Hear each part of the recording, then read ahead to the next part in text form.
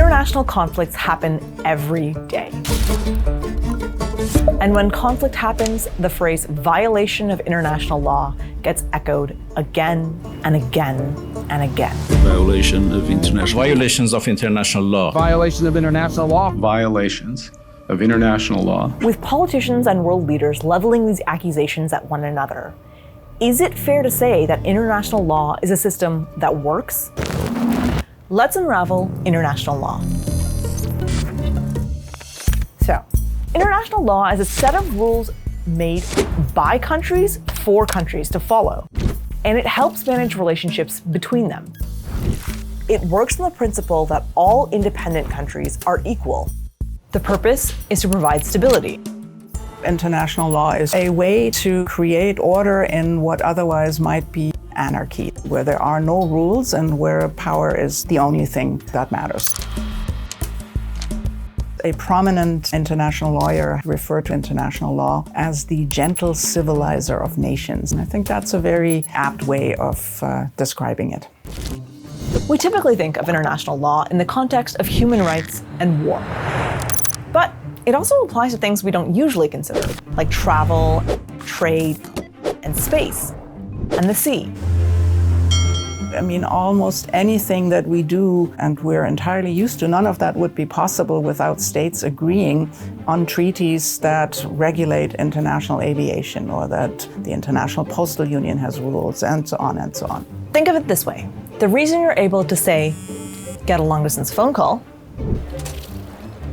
or have a coffee, send an email, or a package to anyone, anywhere in the world, is because of international law. So how are these rules created? Usually, international law is created through treaties, agreements, or conventions with official names and titles. These agreements are carefully negotiated by interested countries.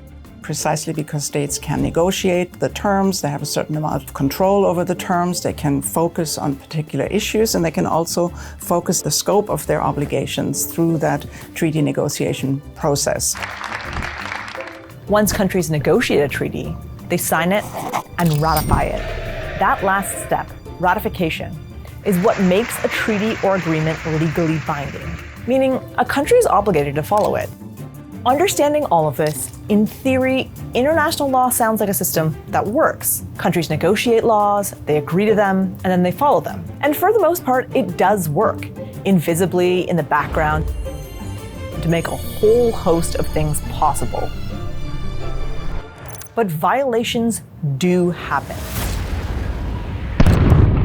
Those are the instances where it seems like international law isn't working, and those are the moments we tend to notice. So what happens when a country violates international law? When these kind of violations become more frequent, then we are getting into more challenging territory. Countries have various avenues for resolving disagreements or violations when they occur, depending on the nature of the disagreement or violation. The first avenue is negotiation, but there is also the possibility of going to international courts and tribunals. One of those courts is the UN's International Court of Justice, or the ICJ. The ICJ settles complex disputes between countries that have agreed to be subject to it, and it helps clarify various aspects of international law. In a 2024 speech, a former president of the ICJ said that more than 90% of the court's judgments are complied with. But what happens when a country doesn't comply? Take this instance. South Africa filed a case at the ICJ against Israel. And in the court hearing, South Africa alleged Israel is carrying out a genocide through its ongoing military actions in Gaza. Systematic human rights violations has emboldened Israel in its recurrence and intensification of international crimes in Palestine. Israel has denied the allegation. As of 2026, the court hasn't issued a ruling on the case. That could take years. The state of Israel shall submit a report to the court. But in the meantime, the ICJ has asked Israel to take steps to prevent acts of genocide. Within 1 month as from the date of this order. That hasn't happened. Because even though judgments by the ICJ are legally binding, there is no direct centralized enforcement mechanism to make sure those decisions or orders are carried out. No one can force a country to comply with an ICJ order. Why is that? Well, it brings us back to the concept of sovereignty. States are in charge of their own affairs, and no state would want to subject themselves to any organization as an authority above them. So, what can countries do? Outside of courts and organizations, the international community does have some enforcement tools it can use. A state that is a victim of a violation of international law, it can take retaliatory measures that are lawful. That could be, for example, suspending certain trade relations, the suspension of a treaty, imposing trade sanctions, so things that ordinarily would not be lawful, but because they're intended not to punish, but to bring the violating state back into compliance, they are lawful in those limited circumstances. So can those measures work? A lot will depend on who sanctions and who is being sanctioned, and how many states collaborate in imposing the sanctions. Take Russia's invasion and war on Ukraine that began in 2022, or the US's actions in Venezuela in early 2026. Both these instances drew widespread condemnation because they're violations of international law. And in Russia's case, several countries imposed economic sanctions. But this has not actually stopped Russian hostilities in Ukraine. So, does international law work?